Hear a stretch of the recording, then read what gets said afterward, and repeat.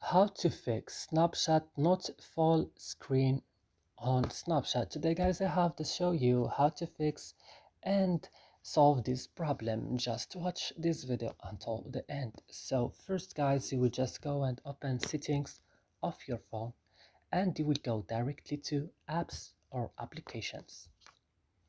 Then you will search it for Snapchat only, and when you found it, just open it like this and go to storage, and on storage go to clear data, then click OK and go back and click force tap and click OK, and that's it, your problem will be fixed. So I hope this video is useful for you. Do not forget to like, also subscribe in our channel, and see you in another video.